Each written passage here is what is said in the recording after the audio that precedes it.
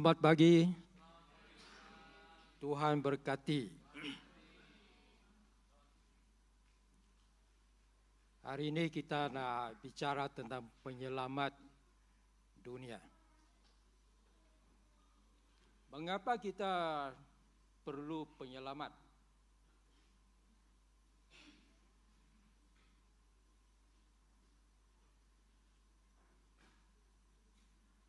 Mengapa kita perlu penyelamat? Ini ada 3 ayat di sini ya. Di Roma 3:23. Karena semua manusia telah berdosa dan tidak dapat mencapai kemuliaan Allah. Roma 6:23. Karena ganjaran dosa ialah kematian, tetapi karunia Allah ialah kehidupan kekal dalam Kristus Yesus Tuhan kita. Dan Yesaya 64, kami semua seperti orang bernajis, dan segala kebenaran kami seperti kain yang tercemar. Dari 3 ayat ini, kita tahulah, nomor 1, bahwa kita semua orang yang berdosa.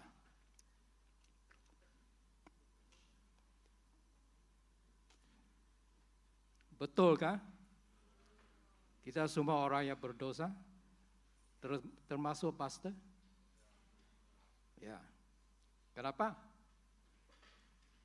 Sebabnya ialah kita semua turun dari Adam dan Hawa. Mereka waktu diciptakan di dalam dan diletakkan di dalam Taman Eden, mereka mempunyai masa depan yang sangat-sangat cerah.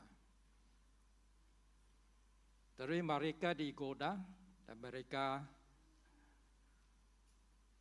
gagal mematuhi peraturan atau hukum Allah.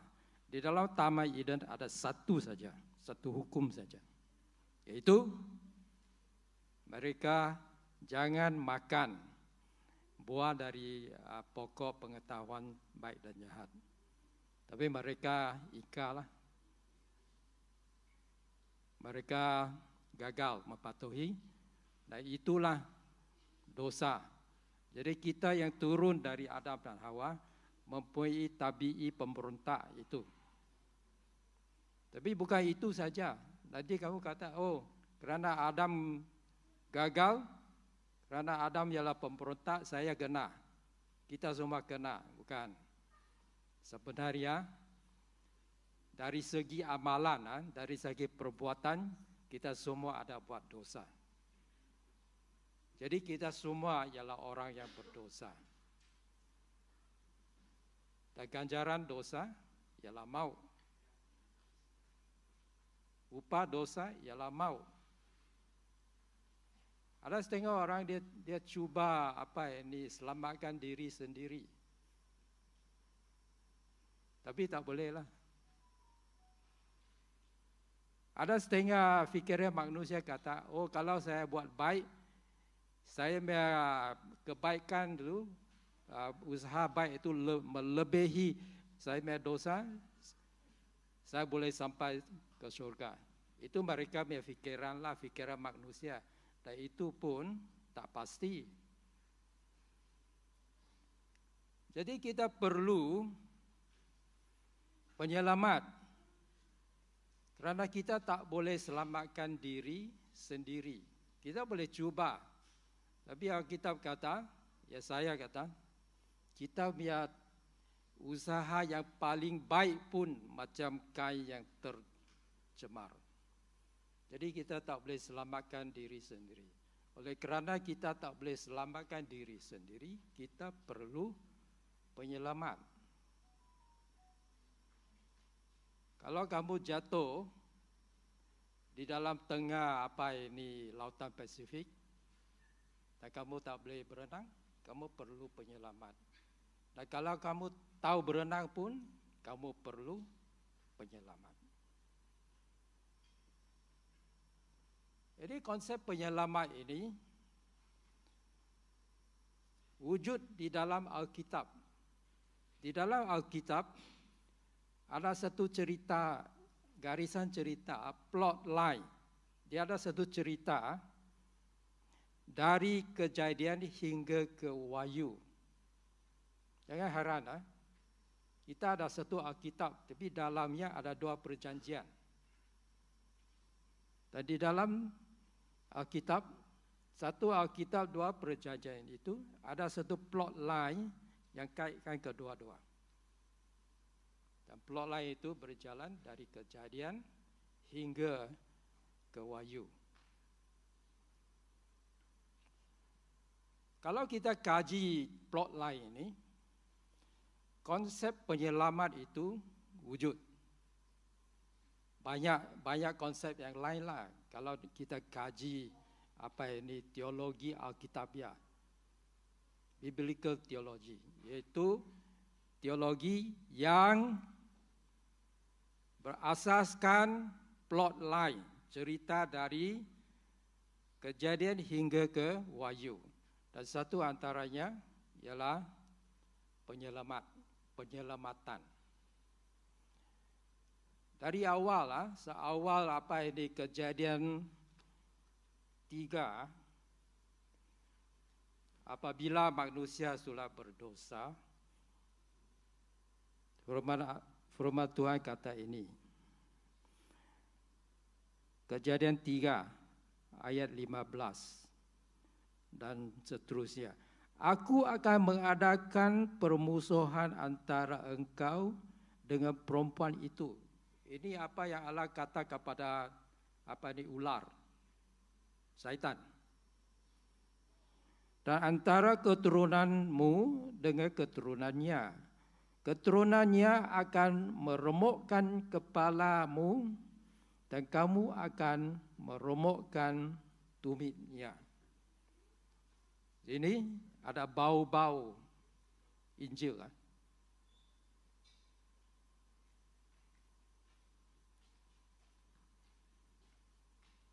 Dan lagi pun,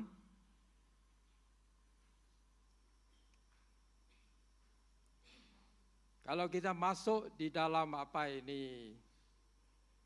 perjanjian baru, kita juga ada konsep penyelamat.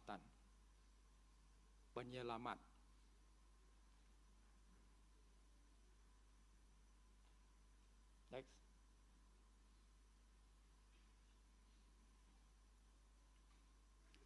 Di dalam kajian Alkitab juga bukan saja timbul konsep penyelamat, tetapi juga timbul konsep perjanjian,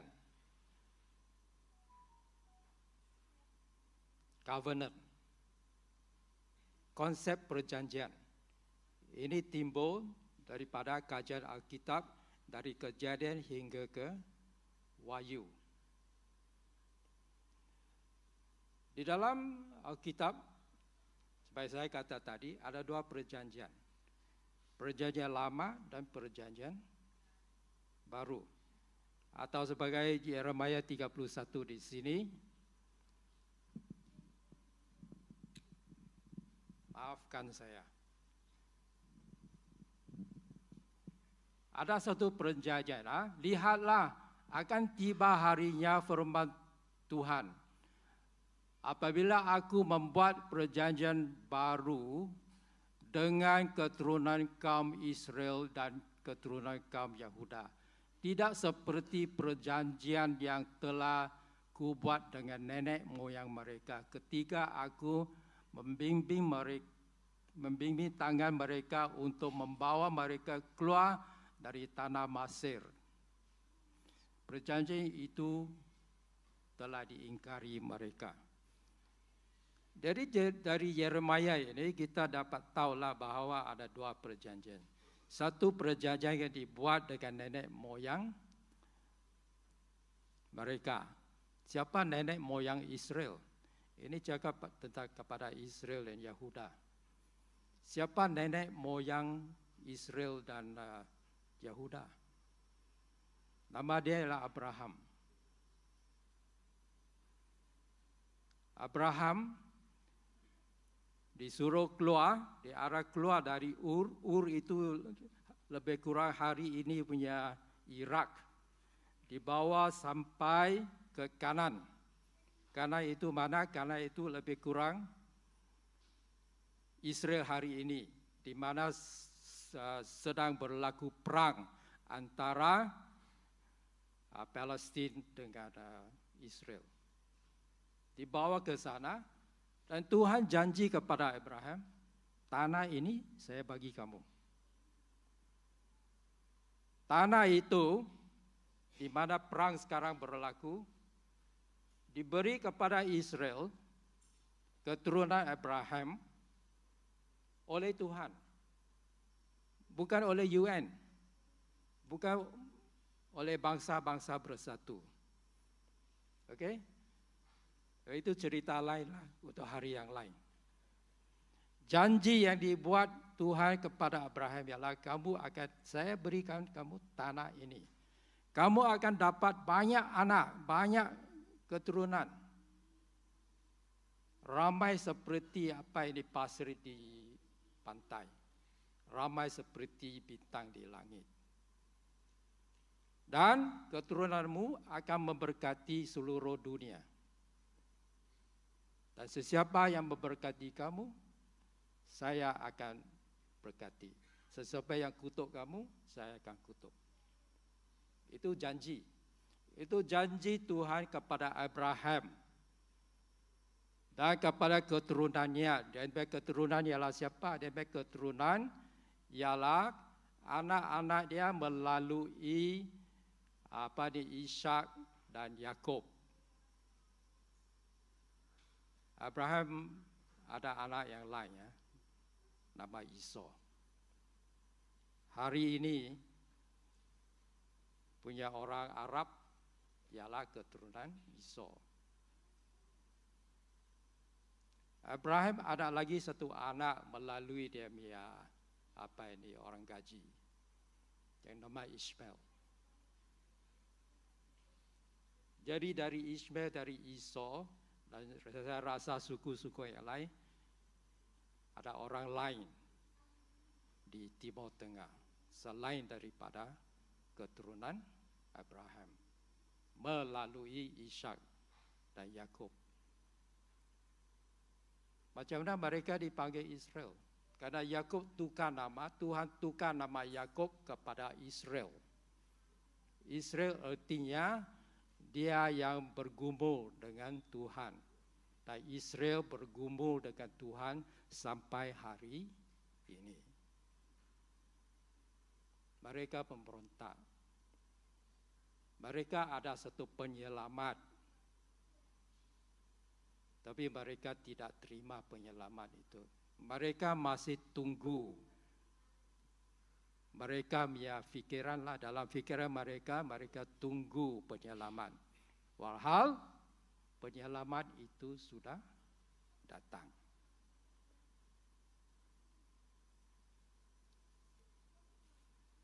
Mengapa perlu ada perjanjian baru?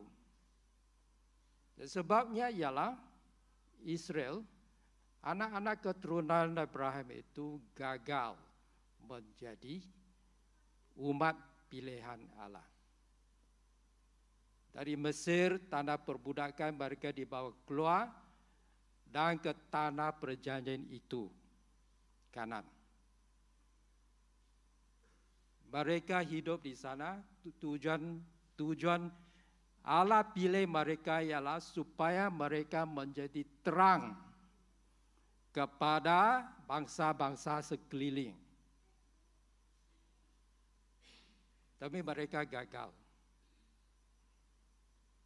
Mereka tidak ikut Taurat. Selain daripada 10 hukum, 10 Commandments, ada lagi banyak hukum-hukum mengenai macam mana ini bayar untuk mereka punya dosa melalui korban anak domba dan lembu. Jadi mereka gagal. Mereka gagal. Adakah Allah buat kesilapan pilih Israel sebagai umat Dia, memberikan mereka hukum-hukum supaya mereka hidup suci dan menjadi terang kepada dunia? Mereka gagal, sebab itu mereka ditendang keluar dari Kanan. Dan pada 1948 mereka dikembalikan ke sana oleh United Nations. Tapi sebenarnya dari dulu tanah ini dijanjikan kepada Israel oleh Allah.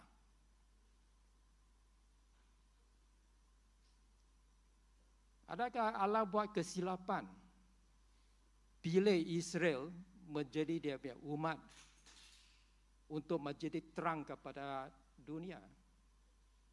Tak ada kesilapan.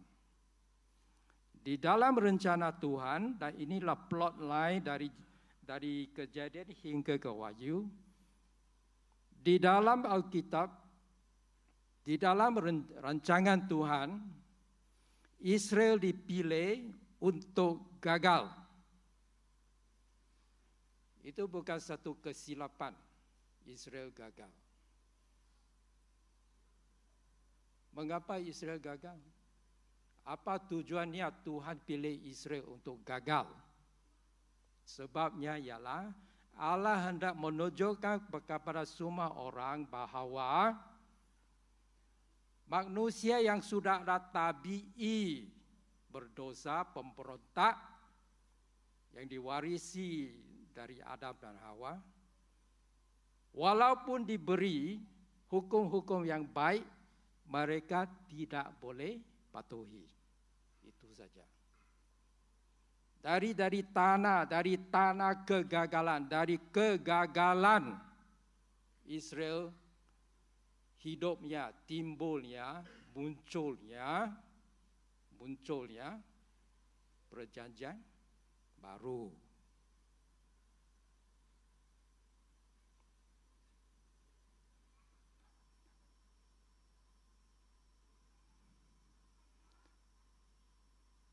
Balik.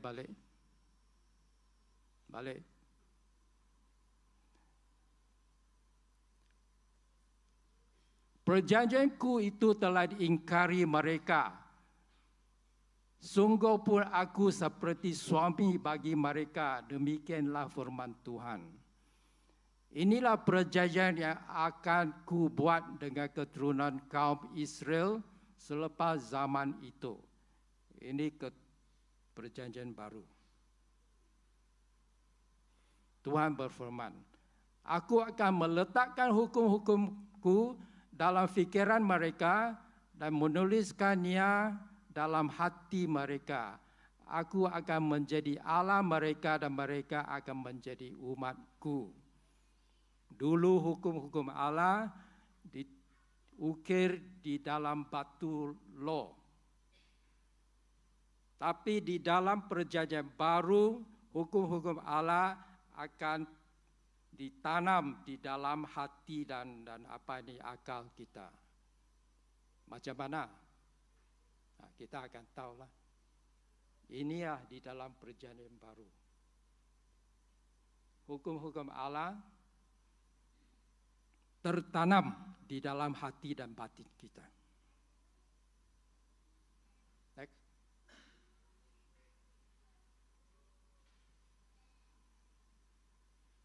Jadi, itulah yang apa saya katakan tadi, manusia dengan tabi berdosa tidak boleh patuhi undang-undang yang baik seperti Torah. Nombor 2, dari kegagalan Israel bertumbuhlah perjanjian baru. Apa itu perjanjian baru? Di dalam Lukas 22, Yesus sedang makan malam dengan dia punya anak murid. Kemudian Yesus mengambil roti, mengucapkan syukur lalu memecah-mecahkan roti itu dan memberikannya kepada murid-muridnya sambil berkata, inilah tubuhku yang diserahkan untukmu. Lakukanlah ini sebagai peringatan kepadaku. Demikian juga sesudah makan, dia mengambil cawan sambil berkata, cawan ini perjanjian baru dengan darahku yang ditumpahkan bagimu. Yesus Kristus ialah asas untuk perjanjian baru.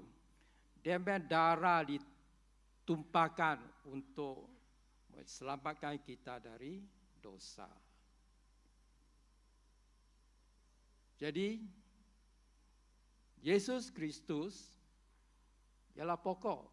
Tidak ada Yesus Kristus, tidak ada perjanjian baru. Tidak ada Yesus Kristus, tidak ada Christmas. Siapa Yesus Kristus? Yesus Kristus ialah orang Yahudi, orang Israel dari suku Yehuda, dari dia keluarga Raja Daud. Dia lahir sebagai seorang Yahudi, dibesarkan sebagai orang Yahudi. Dan akhirnya dia mati bagi orang Yahudi. So, siapa Yesus Kristus? Yesus Kristus ialah Allah sendiri menjadi manusia, dilahirkan melalui anak darah Maria. Itu Yesus Kristus. Dia punya darah. Dia punya darah yang dicurahkan. Halo?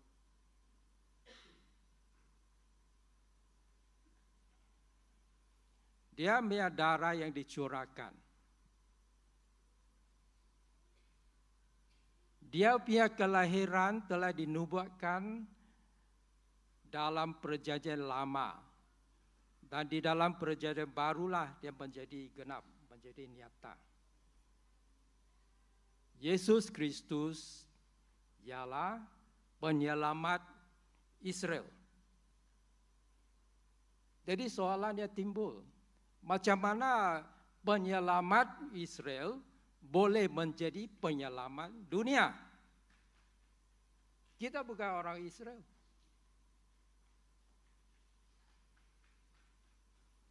Dan jawabannya,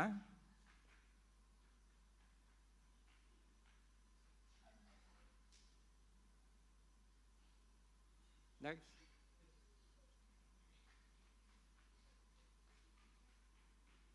Jawabannya ialah dari dulu, dari kejadian, dari perjanjian lama, di dalam plot line, di dalam cerita yang melalui kejadian hingga ke Wahyu, Tuhan telah rancangkan bahawa penyelamat Israel bukan saja penyelamat Israel, tetapi penyelamat dunia.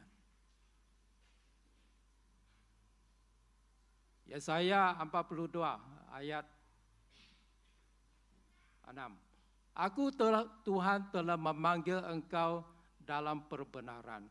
Aku akan memegang tanganmu dan menjaga engkau. Aku akan menetapkan engkau menjadi perjanjian bagi umat-umat manusia. Mengapa Israel dipilih? Mengapa keturunan Abraham dipilih? Mereka dipilih untuk menjadi terang kepada dunia.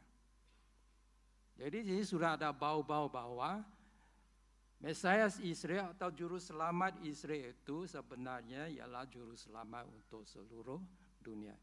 Ini bukan berlaku hanya di dalam perjanjian baru.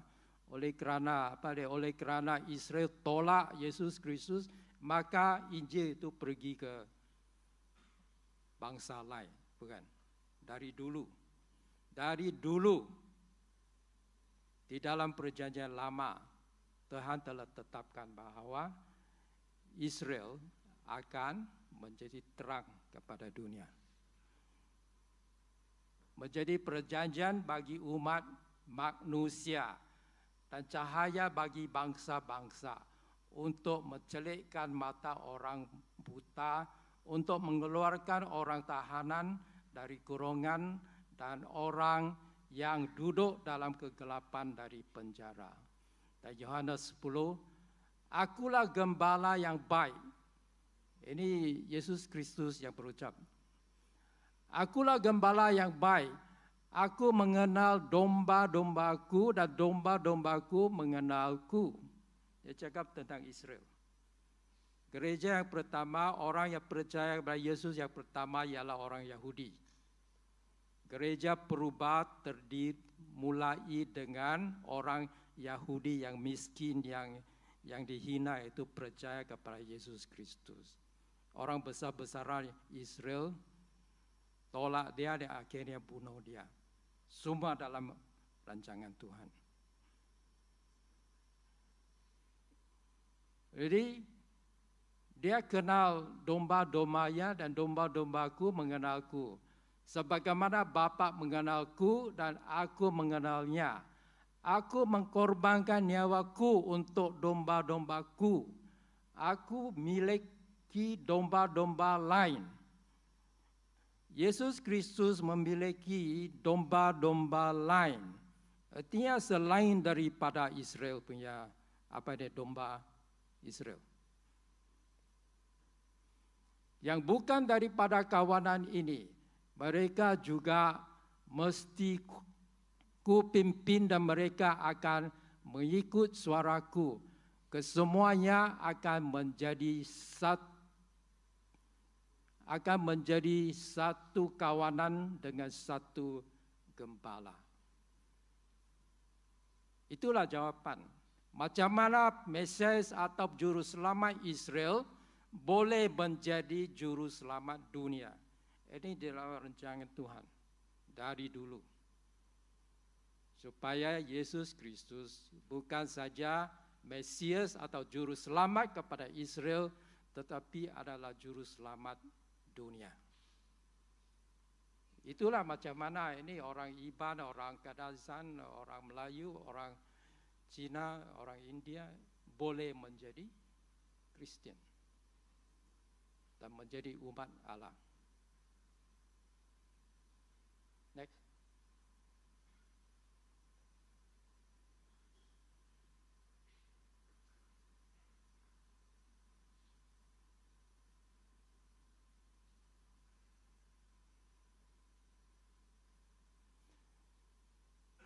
Di dalam perjanjian kepada Abraham, Tuhan kata, saya akan bagi kamu banyak anak, banyak keturunan. Berapa ramai? Berapa juta? Oh, ramai seperti bintang di langit. Ramai seperti pasir di pantai. Tapi ikut Google, bilangan orang Yahudi yang ada sekarang di dalam lingkungan 16 juta saja. 16 juta.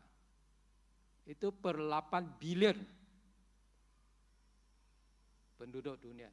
Itu tak boleh dikira macam bintang di langit. 16 juta per 7-8 bilion tak boleh dikira sebagai bintang di langit. Next.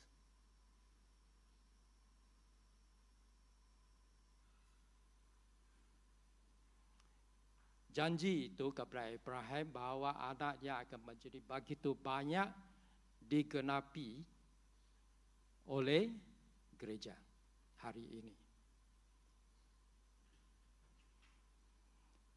Galatia 3. Kamu semua telah menjadi anak Allah melalui iman dalam Kristus Yesus. Dan semua antara kamu yang telah dibaptiskan dalam Kristus telah meliputi dirimu dengan Kristus.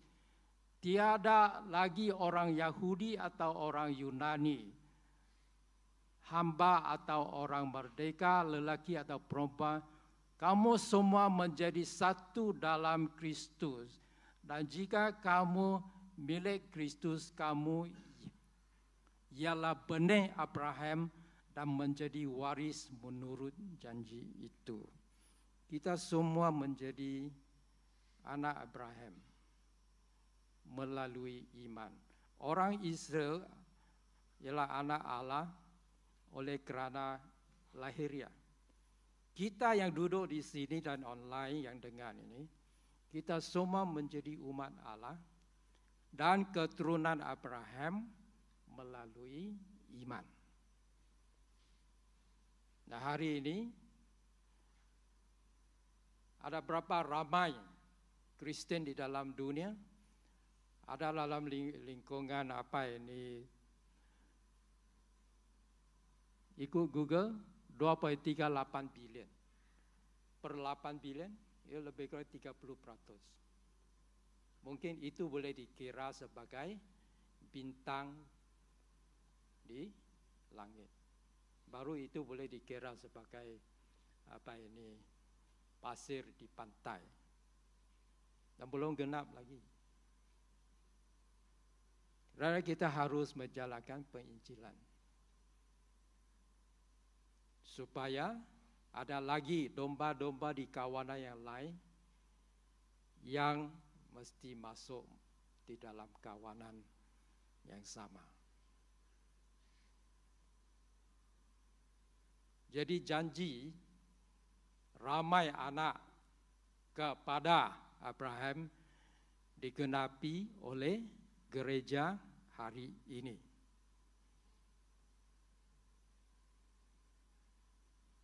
Halo?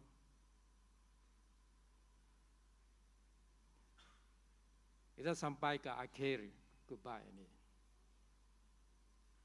Saya lebih kurang menjadi spesialis berkhotbah 1 minggu 8 hari sebelum hari Christmas.